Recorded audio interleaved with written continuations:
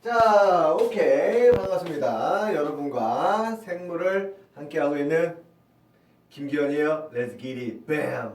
빠. 오케이.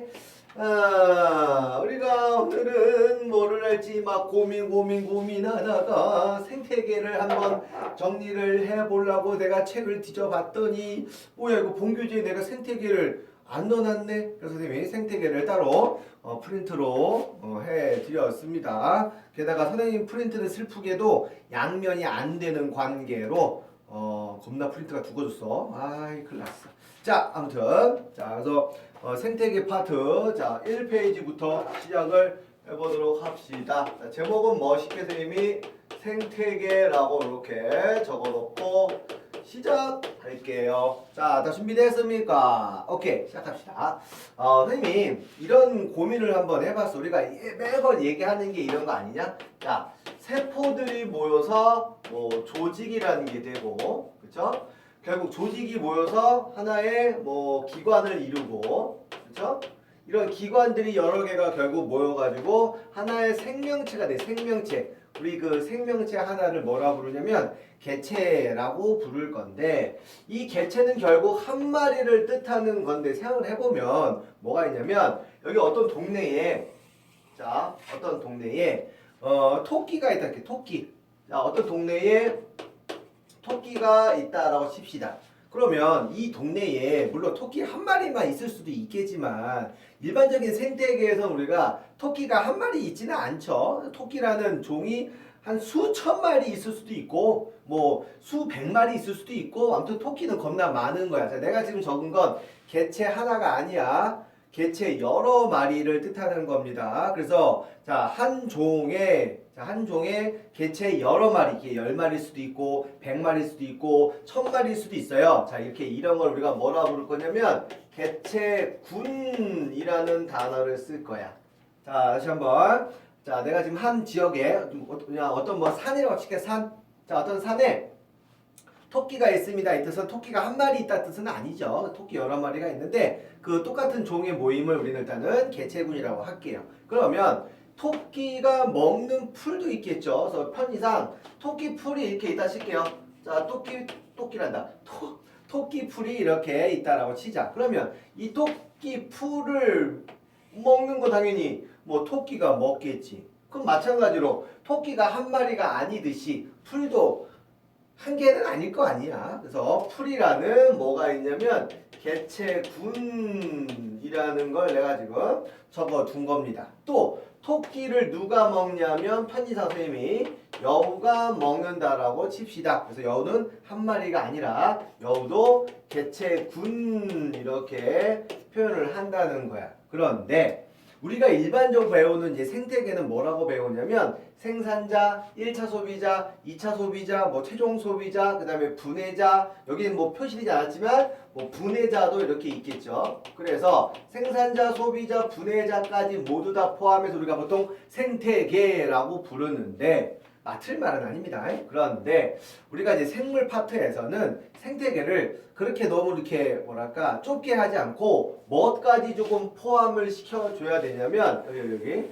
환경까지 좀 포함을 시켜서 우리가 생태계라고 부를 거야. 다시 한번 우리가 말하는 생태계의 의미는 자 생산자, 소비자, 분해자만 생태계가 아니라 전체가 다 생태계라고 한다는 겁니다. 그래서 보통 책에는 이렇게 나와요. 그래서 뭐 생물적인 요소, 그 다음에 뭐 무생물적 요소, 뭐 이렇게 표현되니까 어려운 말은 아닐 거야. 그리고 가만 생각해보니까 자 풀을 토끼가 먹고 토끼를 여우가 먹고 이렇게 우리가 보통 먹이사슬이라고 얘기를 하는데 이 생물들은 그 환경의 영향을 안 받나? 곰곰이 생각해보니까 이런 게 있어. 어느 해에 비가 엄청 많이 왔어. 엄청 많이 오게 되면 풀들이 다 뒤지겠죠? 풀들이 뒤지면 토끼도 뒤질 거고 토끼들이 뒤지면 여우도 다 뒤지고 당연히 이 생태계는 당연히 무너질 거야. 그래서 생태계라고 하는 거는 생물적 요인도 맞지만 자, 환경적인 요인도 생태계라고 하고 표현을 이렇게 할 거야. 환경이 생물들한테 영향을 줄 수 있습니까? 영향을 줄 수가 있어. 그래서 환경이 생물들한테 영향을 주는 걸 우리는 조금 멋있게 작용이라고 부르시면 되는 거고, 우리 물리 배웠으니까 알죠? 항상 작용이 있으면 뭐도 있어? 반작용이 있죠? 그래서 생물들이 환경들한테도 영향을 줄 수 있는데 걔를 뭐라 부를 거냐면 반작용, 그것이 왜 이렇게 못 쓰니?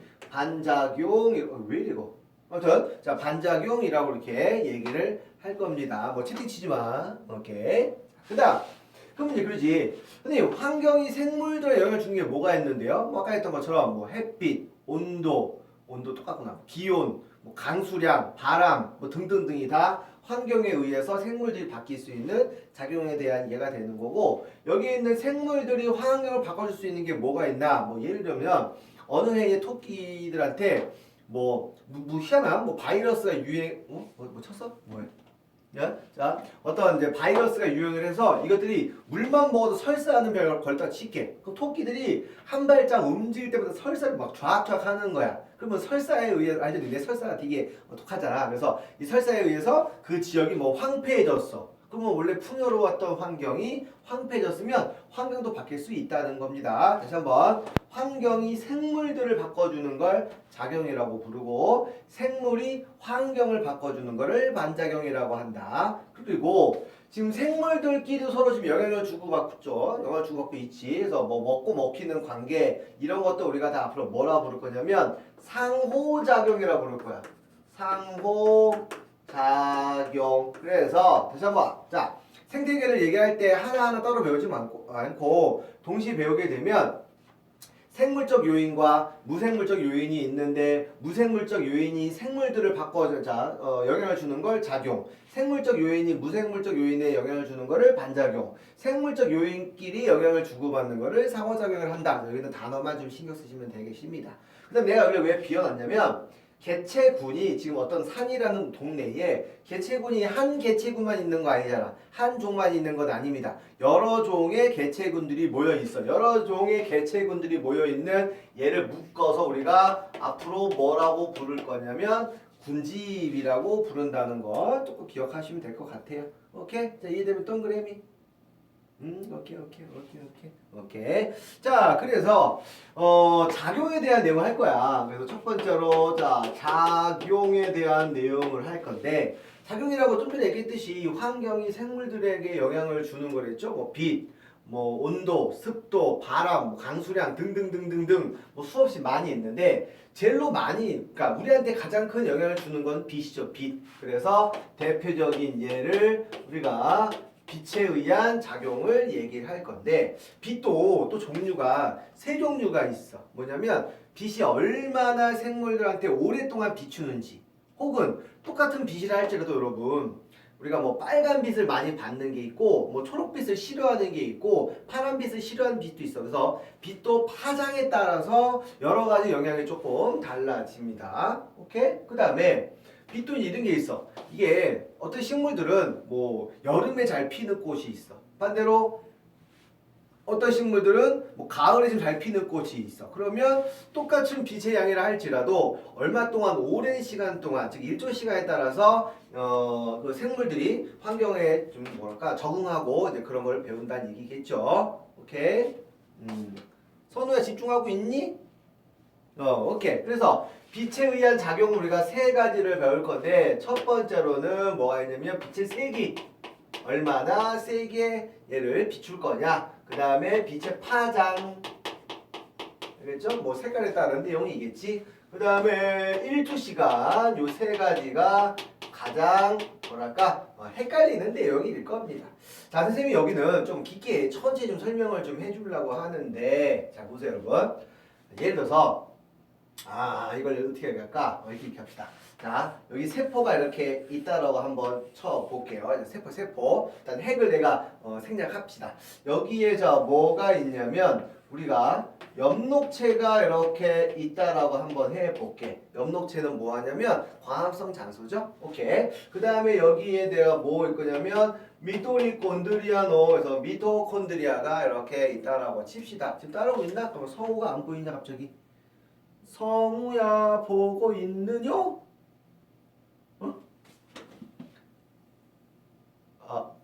그쵸. 오케이, 괜찮아. 우리도 항상 알잖아. 이 재난문자 뜨면 갑자기 스크린 가려지면서 아무도 없이 뭐야 이거. 그래서 내가 항상 또 지금 화면 보고 하는 거예요. 자, 아무튼 그래서 내가 지금 무슨 얘기를 하고 있냐 여러분. 자, 어떤 식물이 예를 들 거야. 엽록체라는 부분이 있고 이제 미토콘드리아라는 이제 세포 소기관이 있어. 근데 엽록체는 뭐 하냐면 광합성 장소입니다.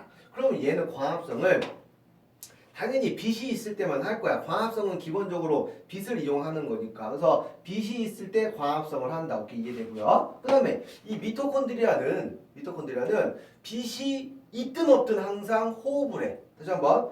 여기 있는 엽록체는 잠깐 얘기했던 것처럼 광합성 장소고, 그 다음에 미토콘드리아는 세포 호흡 장소입니다. 그런데 엽록체의 특징이 뭐냐면 일반적으로 CO2를 흡수하고 산소를 내뿜습니다. 이게 광합성의 특징이죠. 자, 미토콘드리아에서 호흡을 하게 되면 뭘 사용하냐면 산소를 사용하고 뭘 내뿜냐면 CO2를 이렇게 내뿜게 되는 거야.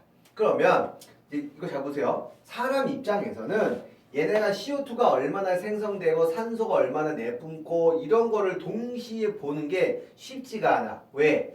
만약에 엽록체에서 산소를 100개를 만들었다 치자.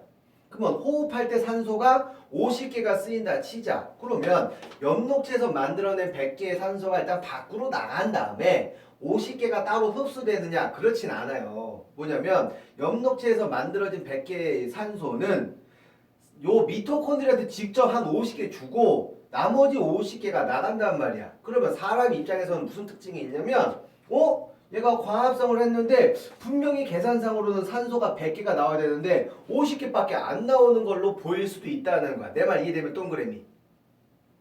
오케이. 그래서 중학교 때랑은 좀 다르게 디테일하게 우리가 그래프를 이렇게 지금 얘기를 할 건데 어떻게 할 거냐면 X축은 뭐냐면 여러분 빛의 세기에 따라서 얘가 광합성을 잘하는지 호흡을 잘하는지 이런 걸 따지려고 합니다. 그럼 당연히 사례 봤을 때 제일 편하게 좀 관측이 가능한 게 CO2랑 산소의 양이니까 그러면 볼게요. 요 원점을 기준으로 위로 올라가는 걸 내가 뭐라고 할 거냐면 CO2 흡수량 이라고 한번 해볼게. 그 다음 원점을 기준으로 아래쪽으로 증가하는 거는 내가 뭐 할 거냐면 CO2 방출량 이렇게 한번 생각을 한번 해보도록 합시다. 참고로 CO2 흡수량은 산소 방출량하고 거의 비슷해요. 얘는 거의 뭐랑 비슷하냐면 산소 방출량하고도 거의 비슷하니까 이해를 한번 해보도록 할게. 물어볼게. 이제 시작합니다. 빛의 세기가 만약에 0이라고 한번 해보자. 그러면 당연히 엽록체에서 광합성량이 0이 될 거야. 광합성 못 할 거야. 대신 호흡은 하고 있죠. 내 말 이해됩니까? 그럼 여러분 빛을 점점 세게 해줄 거야. 그럼 당연히 호흡량도 점점 늘어난다. 맞으면 O, 틀리면 X. O X O 오케이. 자, 전반적으로 답은 5가 맞는데 다시 한번 얘기할게. 내가 뭐라 했냐면 빛의 세기가 점점 세지면 호흡량이 늘어납니까? 라고 이렇게 물었어. 다시 얘기할게 얘한테. 식물이 호흡하는 양이 바뀐다는 게 말이 되니? 식물은 움직이는 생명체가 아니어서 빛이 있든 없든 항상 호흡량은 정해져 있어. 내 말 이해되면 동그라미. 오케이. 그러니까 빛이 없을 때 방출되는 CO2 양이 있을 거거든. 즉 요만큼의 크기를 우리가 어려운 말로 뭐라고 부를 거냐면 호흡량이라고 부를 겁니다. 선생님이 지금 그래프를 왜 적어주냐면 이거 계산 문제로 나와요. 이거 계산 문제 나옵니다. 그래서 선생님이 지금 꼼꼼하게 적어주고 있는 거야. 그러면 빛이 없을 때는 당연히 광합성을 안 하니까 CO2 흡수고 방출이고 지금 안 나. 그런데 빛이 없을 때는 미토콘드리아에서 호흡을 하기 때문에 CO2를 잠깐만 내가 이거 미친놈 야 이거 바뀌어야지. 야 이게 이거 왜 이래? 이게 왜 거꾸로 돼 있어? 자 CO2 내가 이거 뭐라 했었죠? CO2 방출량이랬죠? 이게 방출량. 에이씨 잠깐만. CO2 방출량이지? CO2 방출량. 잠깐만. 이거 원래 그거였나? 야, 이거 원래 안 바뀌는 거냐? 얘는 진짜 CO2 흡수량. 뭐야? 내가 뭐 착각했어 지금? 그렇죠? 그래서 빛이 없을 때 항상 요만큼의 CO2를 방출하고 있어. 왜냐면 호흡을 하고 있는 거니까. 그래서 빛의 세기가 점점 세진다 한들 호흡량은 계속 일정한다는 거. 이되면 동그라미. 이되면 동그라미. 오케이. 그런데 빛이 이제 뭐 할 거냐면 빛을 점점 세게 해줄 거야. 그러니까 이런 거지. 깜깜한 밤이었다가 이제 새벽이 돼서 점점 아침 점심으로 갈 거야. 그러면 빛의 세기가 점점 세지면 호흡량은 어쨌건 항상 일정해. 편의상 호흡량을 예를 들어서 뭐 100이라고 한번 해볼게. 뭐 100개의 산소를 흡수해서 100개의 CO2를 내뿜다 칩시다. 내 말이 될 거야. 그래서 호흡량을 내가 요만큼을 CO2 방출량을 내가 100이라고 한 거야. 그러면 빛의 세기가 점점 세지면 이제 뭐 하냐면 엽록체에서 광합성을 할 겁니다. 그러니까 얘가 빛이 조금 있을 때는 어쩔 수 없이 광합성을 조그맣게 못해. 그래서 조그마한 빛에 조그마한 광합성을 하기 위해서 CO2가 한 10개가 필요한 거야. 그래서 얘가 CO2 10개를 흡수하려고 보니까 갑자기 그러는 거지. 야 잠깐만 너 CO2 10개 필요해? 그럼 내 거 줄게. 그러면서 100개 나온 CO2를 일로 10개를 주고 90개가 나간다는 거야. 자, 내 말 이해되면 동그라미. 오케이. 그러면 사람 입장에서는 뭐야? 빛이 조금씩 세지니까 방출되는 CO2량이 감소하는 것처럼 보여. 그러니까 내 눈에는 호흡량이 감소하는 것처럼 보인다는 얘기겠지. 다시 한번. 자, 엽록체에서 이제 빛을 좀 더 세게 줬어. 그랬더니 CO2를 한 50개를 사용을 한대. 그러면 얘는 50개의 CO2를 흡수하는 것보다 미토콘드리아한테 50개를 받으면 되는 거잖아. 그리고 얘 입장에서는 50개의 CO2만 밖으로 내보내면 된다는 얘기겠지. 따라서 시간이 점점 지나면 엽록체에서 하는 광합성량과 미토콘드리아에서 하는 호흡량이 같아지는 시점이 있을 거야. 그때까지 호흡량, 그렇죠. 그 CO2 방출량은 어떻게 될 거냐면 계속 감소하는 형태로 이렇게 될 거라. 그래프 좀 아니구나. 자, 이렇게 될 거라는 거야. 자, 내 말 이해되면 동그라미. 오케이. 자, 이제는 빛을 더 세게 했어. 빛을 더 세게 했더니 이제는 얘 CO2 방출량이 100개인데 얘는 이제 뭐 할 거냐면 CO2가 뭐 120개가 필요해. 그럼 얘는 얘한테 100개의 CO2를 받고 외부에서 20개의 CO2를 흡수할 수밖에 없겠죠? 그래서 여기 지점부터는 CO2 흡수량이 발생이 된다는 겁니다. 내 말 이해되겠죠? 따라서 그래프가 쭉 어떻게 자, 그래프가 쭉 이런 식으로 진행이 되겠다. 그리고 얘가 무한정 광합성량이 증가하는 건 아닙니다. 그래서 어떤 일정한 빛의 세기가 되면 더 이상 CO2를 최대한 흡수를 더 이상 하지 못하고 CO2 흡수량이 일정해지는 순간이 올 거야. 무슨 말이냐면 얘가 광합성을 해서 CO2를 뭐 300을 할 거야. 그럼 300이 최대값이면 여기 있는 100개 자 100개를 이용하고 나머지 200개만 흡수하겠죠? 그래서 200개의 CO2 흡수량은 계속 일정해진다는 겁니다. 그래서 이게 사실은 광합성 그래프예요. 근데 중학교 때는 이걸 이렇게 배우지. 이렇게 총광합성 그래프를 이렇게 배웁니다. 이거 절대 이렇게 그리면 안 돼.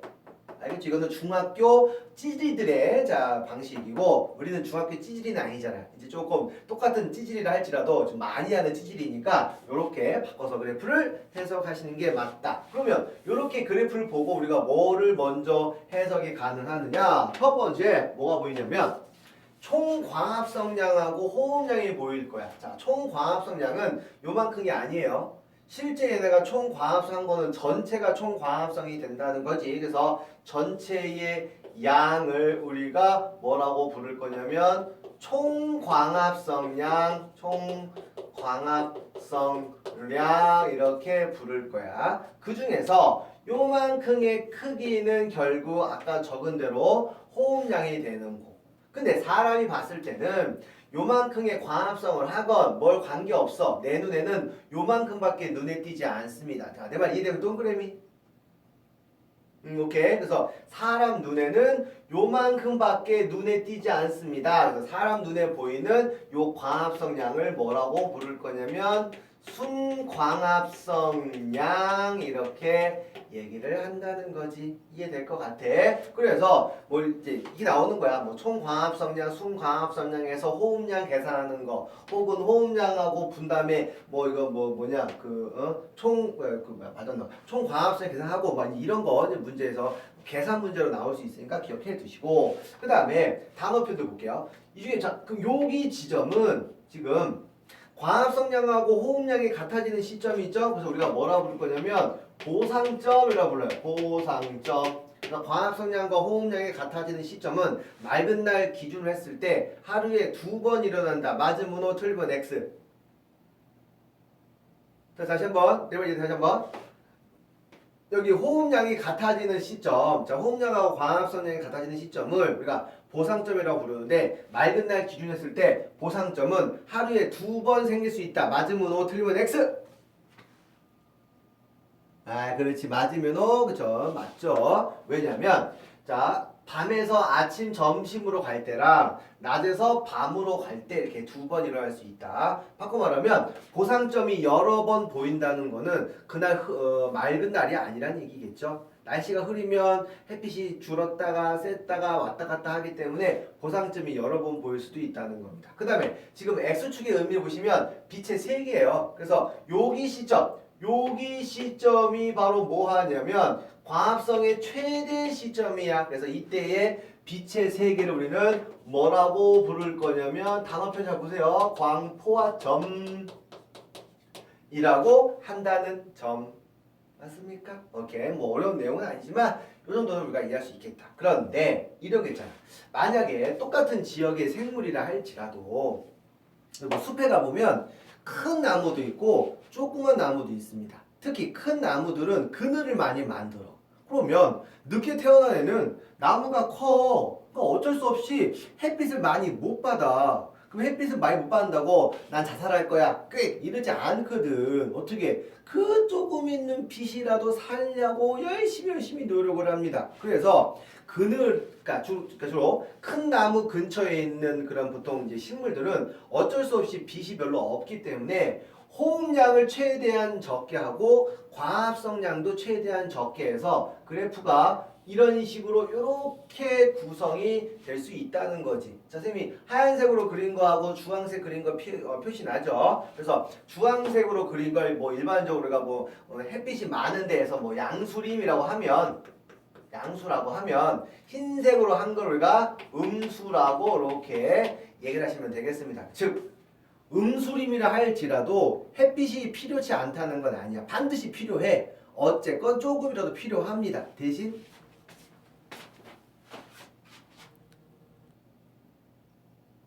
잠깐만요. 저 수업 중이요. 나 수업 중. 나 지금 수업 중. 그러니까 사무실에서? 예. 몇 시까지? 이거 7시 반까지. 아, 그래요? 그럼 내 8시부터 쓸 수 있어요? 네. 네.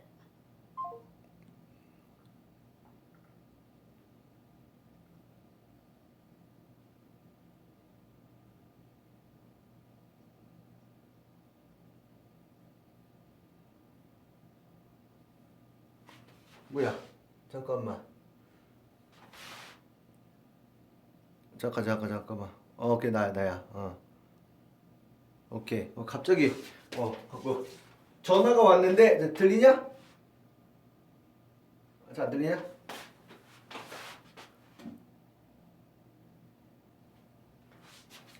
자, 다시 좀 들리니? 자, 들리면 오케이.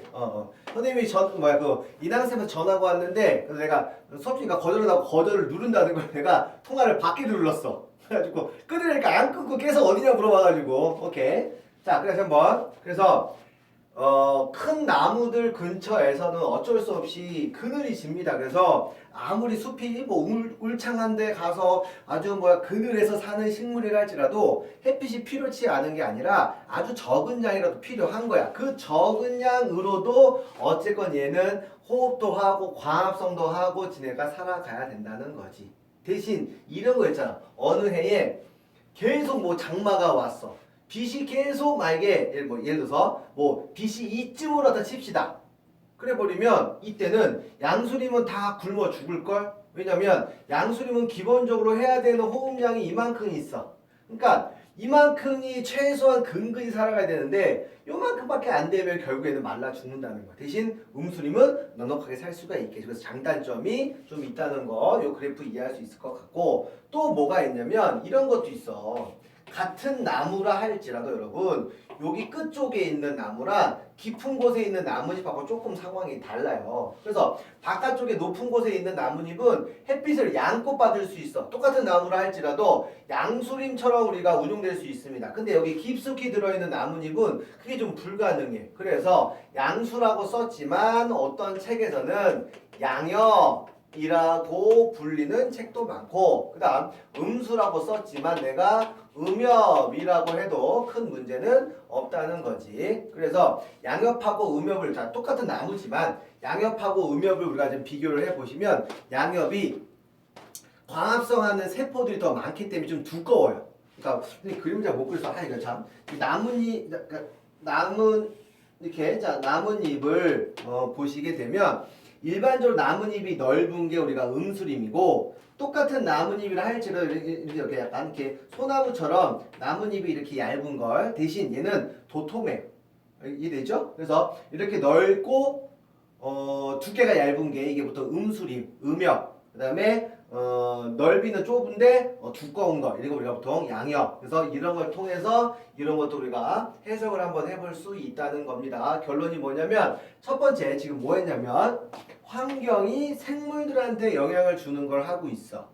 그럼 환경이 생물들에 영향을 주는 게 요인이 많은데 첫 번째로 빛에 대한 내용으로 시작을 했고 빛의 세기에 따라서 광합성을 잘 하는지 호흡을 잘 하는지 얘네 이게 하루 이틀 한 달 뭐 1년 10년 돼버리면 그 형태로 아예 고착화가 돼버리겠죠. 그럼 그런 식물만 뭐 살아남게 될 겁니다. 이 뜻이에요. 그래서 요거는 단어들 오케이 이해를 하시면 될 것 같습니다. 자 잠깐만 이게 어디까지 이게 정리가 된다. 네, 그럼 필기 넘어갑시다. 자 필기.